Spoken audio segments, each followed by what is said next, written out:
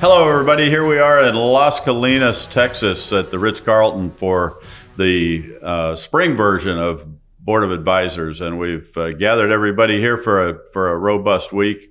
And I want to start that week and kick that week off with a great conversation here with one of our nearly founding members. But Jerry Conti's here to join us. He's from Legacy Growth Capital. And he's been a stout member of Board of Advisors for a long time. We're really interested to hear his views and opinions on what's going on in the industry of finance and credit and fundraising. So it's awesome. Good to see you again, my friend. Jimmy, great to always see you. We're back. Yeah, this has been going on for a good while now, yeah, right? It really has. You know, we are at Q2, right? It's just like going on my 9th year in this community, which is absolutely insane. I think you're here 10 years, right? I think I'm here 9 years. Yeah, I scooted in just before you. Yeah, exactly. Yeah, it's been a life-changing experience to be part of BA. Just absolutely life-changing. Yeah, well, you get the trophy too, because we used to, when we had a smaller group, we used to be over in Florida. Yeah. And so you'd fly cross country for years to come to us. For years. I imagine at your persistence, you convinced Mike a couple of years ago to start scooting it to where it was a nonstop flight. This has been a planned action, visualizing it coming more central U.S., because living in California and trying to get to Sarasota, Tampa wasn't always easy. But now it's just a quick 2.5-hour flight and we're here. Yeah, and as we kind of parade around the country here with our X events, which you guys pioneered for us out in California, in LA, and that turned out to be a great primer to get for people that are out there that wanted a Board of Advisors but didn't want to necessarily spend 2 days getting back and forth. So with you guys bringing in a West Coast contingent to Board of Advisors, that's really worked out well to be there. It sure has. And they want it out there. They need it out there. And there's a different type of entrepreneur in California, typically more tech savvy, just really excited about creation and developing of companies, and they need partnerships. They need connectivity. They need mentorship. Sure. Just like anybody else on the East Coast. So I love the fact that we're bringing in members from all over the country. No, and a lot of them I know have built, have enjoyed your network either from the Board of Advisors side or from your traditional side. Yeah, and exactly. So it's just kind of a win-win for total everybody. Win-win. And some of those end up, out here in Dallas with us as great national members, and some of them are perfectly happy with the regional. That's why we do those that way. So it's incredible. That's great. Well, I want to get to your companies here in just a second, because the world of finance and capital raising and so forth seems to change about twice a year as far as what the sprint is. How have you? I am curious how you've used Board of Advisors. To how has it helped your brand and your business over the last 8 years? Yeah, it's been life-changing, because it's not just what you do, it's who you become, right? And when I look at myself 9 years ago when I walked into a Board of Advisors meeting, I brought a client with me. I didn't even think it was right for me. I just had a client that was running a $50 million business, and I walked in and, Mike turned to me and said, "We don't want your client, we want you." And I was like, "What do you want me for? I'm just a consultant, And so I had a handful of clients. I was probably making $300,000 a year. And, and over the years, I can't even recognize who I am today as a businessman, as a professional, as a human being, as a husband. So much has changed for me over the years. And I think we try to reinvent ourselves over and over again until we find, what really works. Sure. And I've certainly found that. That's outstanding to watch you. Yeah, I mean, you guys are flying all over the world. It's amazing that you look as good as you do. We were just talking about that earlier, that you're in great shape and doing good, and you guys are just crazy. I know a couple months ago I was with red eyes and not enough sleep, walking through the San Francisco airport at 5:30 in the morning, and I look up and your lovely wife Jessica is walking. She looked better than I did, but I think she had more help that morning than I did. So that's great. But you guys are just all over. That's great. Yeah, so, we're doing international events. I did that as a branding strategy, for our company since we were pretty new. Legacy Capital Professionals is a new organization. We're a little over a year old. The Visionary Growth Fund is going to hit its first annual year in May.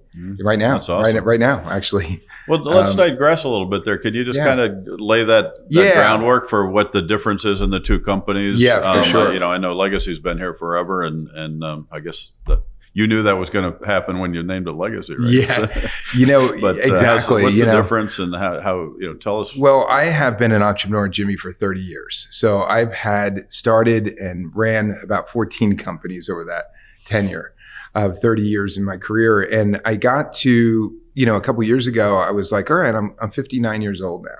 And I'm going to be 60 this year, which was a pretty big milestone, and I just really felt like operating small businesses is great. And I'm pretty good at it. I could build a team. I know how to market. I know how to sell, I have all that in place, but I just felt like I didn't want to work as hard, going into this next chapter. And I felt like if I could just focus on allocating capital, it would be a better role for me. And then I can hire a CEO. I could bring in managing partners to run. So my vision was not to just, run a small company. It was to run a big company, but do it with others, not just myself.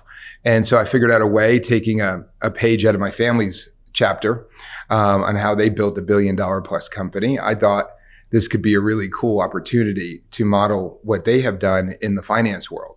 And so, branding and trying to get your company out there and get it noticed is expensive. You could pay a lot of money to do that. So I figured the best way for me to do that was to align myself with Formula One, by going to the races. My wife loves the races. Right. I love the races. So we have fun, during Formula One, and we host an event during that week. It's usually tied into a financial week of some sort anyway. So it just worked perfectly for us. So we do Abu Dhabi, we do Silverstone, and we do Monaco every year.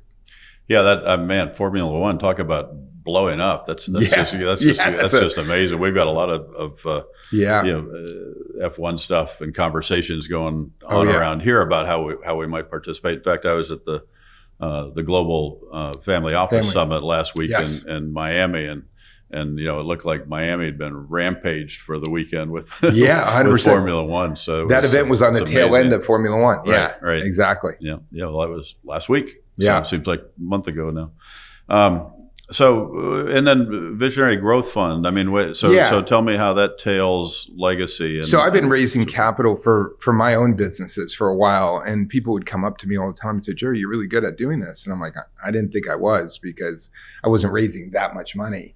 But I think I had a natural ability to just be authentic and talk to people straight and say, "Hey, I've got something really good. Take a look at it." Right. And so I was looking here at Board of Advisors, and I was watching a lot of people raise money here in the group. And I was like, okay, I'm raising some money, but I'm not raising, tens of millions of dollars. How can I do that? And then I saw a member here in the group that was doing that. And I just approached her and I said, hey, how would you like to partner on a fund? And she said, yes. And so here we are. So that opened up a whole new world of fund management for me, which I really didn't know much about a year ago. But it got me to do a deep dive into the subject of it and what responsibilities you have as managing other people's money, and making sure that you could do a good job with that, and that you're a professional in the way of due diligence and making sure you're not putting people into deals that are not good. Mm-hmm. And so there's a real responsibility as a fund manager. But there's a tremendous trend moving towards that, because the old way is to be a broker dealer, or to get a license, like an SEC license, like a Series 65 or 79 or Series 7. And, instead of doing that, the fund allows you to be exempt from those things, but still be able to earn acquisition and due diligence fees on what you're doing for the client. And so, or the sponsor, or your founder that you're working with. And so my ability to be able to raise capital publicly through, a Reg D 506C allows me to publicly announce investments to be able to raise capital for it, which gives me a new opportunity that I didn't have before. And having the two different companies gives you much more flexibility. Yeah. So is there really anyone or any legitimate company that comes to you to raise money? Is there anything you have to turn away? Oh, no. do So you have we have a sweet spot, just like if you're in the, real estate business, you probably have a buy box, right? Mhm. Like this is where my rules are. Like I'm willing to. Sure. Yeah. So our buy box is typically, companies that are outside of the startup phase or the pre-seed stage, and they're in that like bridge stage, ready to go to Series A or Series B or Series C, but primarily that bridge to A is a really sweet spot for us. They've already raised, say, $1 million. They have all their docs. They have certified financials if they're raising more than 1.2 million. They already have that stuff. Now, Legacy Capital was really born as a consulting company. So we like to say we're kind of like McKinsey meets Goldman Sachs on a conscious level and on a small level. But and I partnered with Jay Miller, who's also a BA member from Kyber, to be my McKinsey. He's really a genius individual, and I'll interview him here on this podcast show later this week. Great. Yeah, he's fascinating. Fascinating guy. Yeah. So we teamed up and we work on pretty much every deal together, and we bring those two worlds together. Marketing and data analysis and looking at the deal through a due diligence, eye set, so we can bring good deals out to our investors.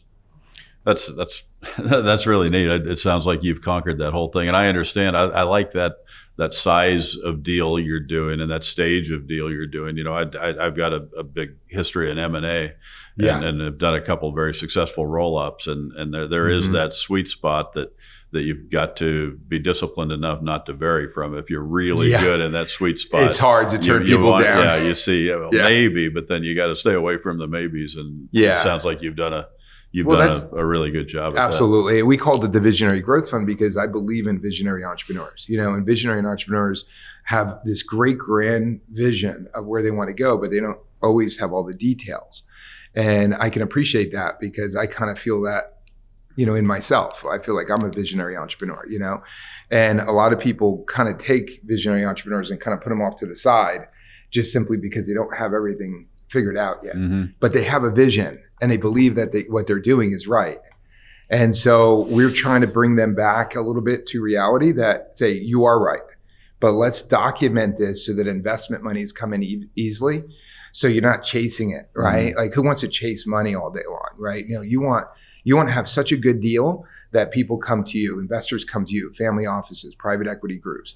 They start to hear about you and they're like, wow, they have a great process over there. So automatically, you're a check in the right category for them. But they're still going to do their due diligence on top of whatever you do.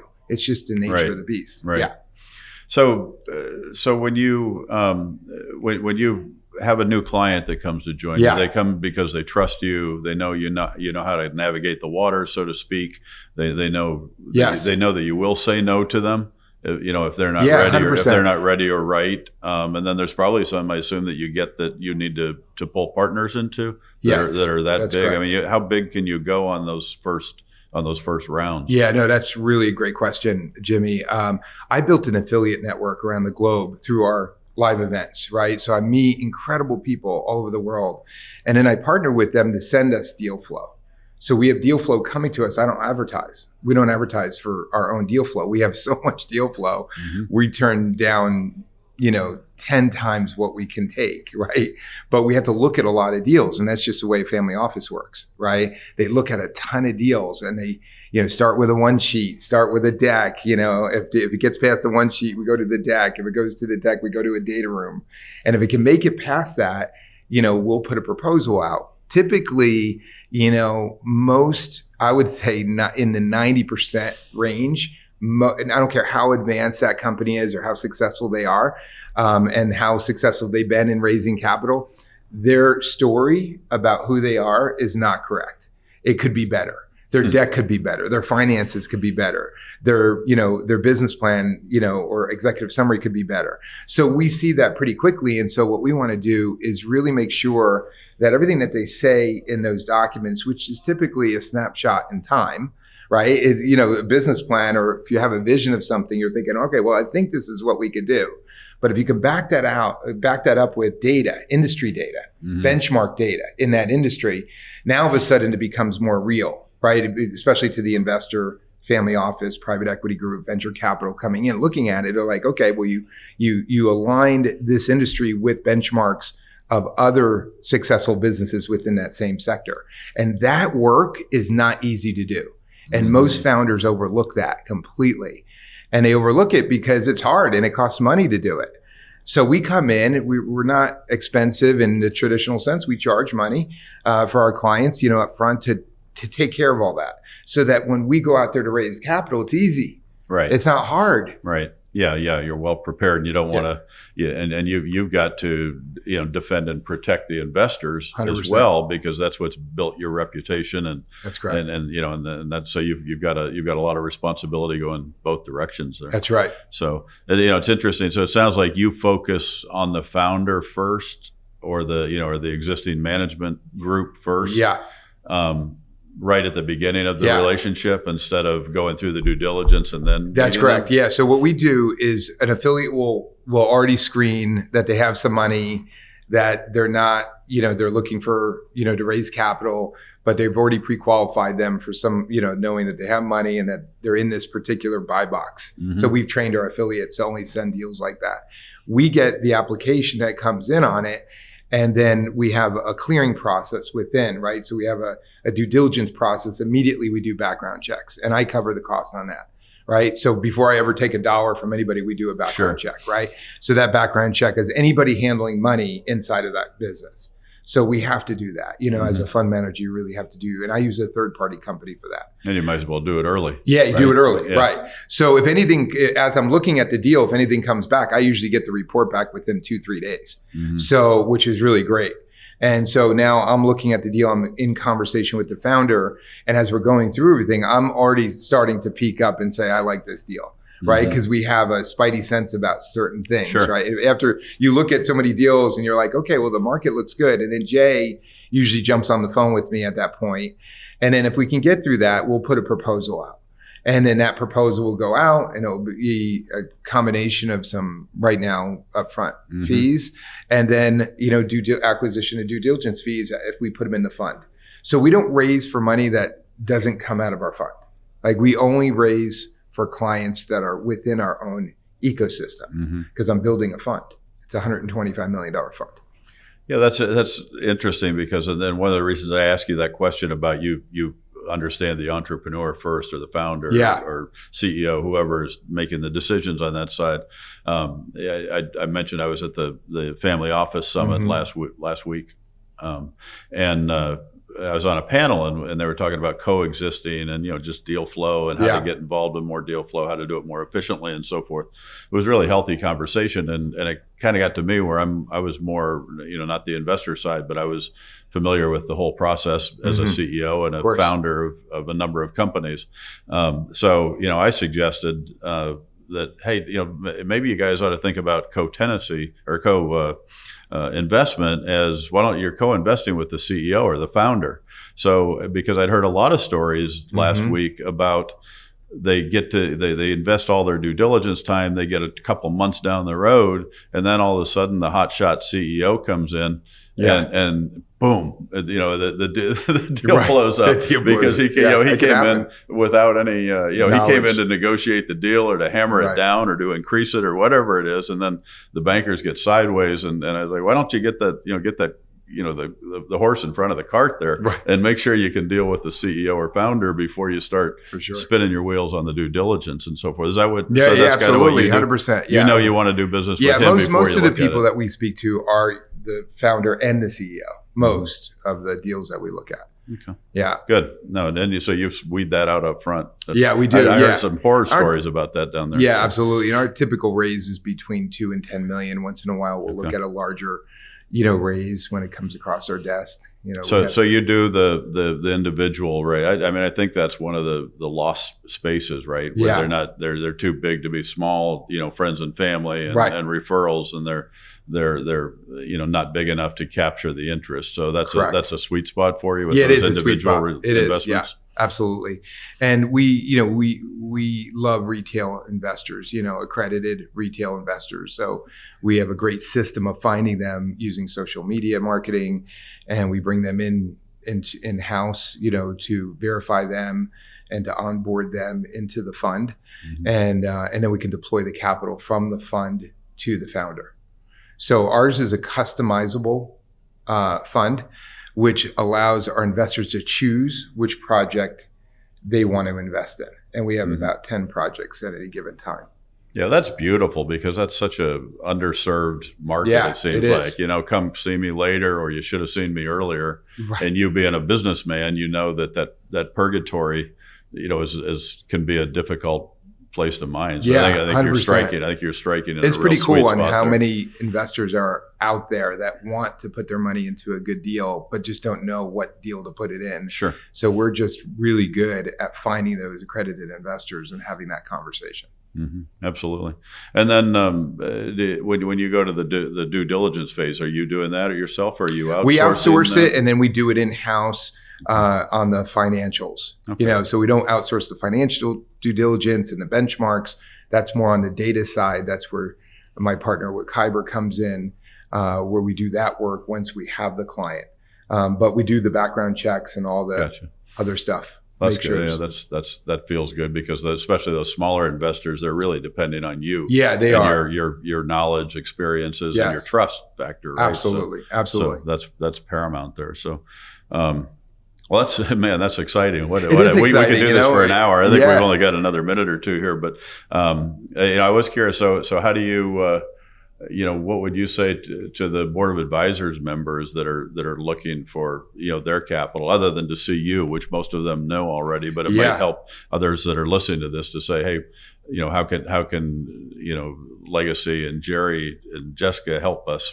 We're in that range. What do they do first? Yeah, no, that's a great question. And look, this is a family here. It's become like a family for me. And so I feel, I want to tell all the members not to feel bad if I can't take them on. It's not personal. Sure. It's just strategic, and I have to make it work, right? You don't want to just hire me and I can't make it work. That doesn't always, feel good, especially when you're in a community together. So we look at deals carefully, before we choose. So that's like the first thing. If it fits in the buy box and they're qualified, where they have everything kind of lined up, they've already raised some money, they have a little capital to spend, then we'll look at anything.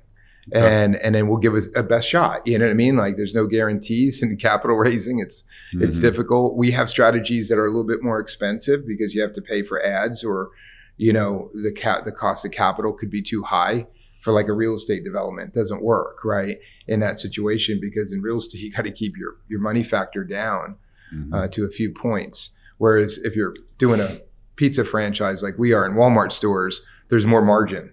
And so we could spend a little bit more to get a little bit more. Oh, that's fun. I want to talk to you about that next time. It's a really, really good one. Yeah. So, that's super. And I know the board of advisors membership here, they all, are really fond of you and your knowledge, your creativity, but also, your upfront and open kimono on everything. Yeah. Well, thank you.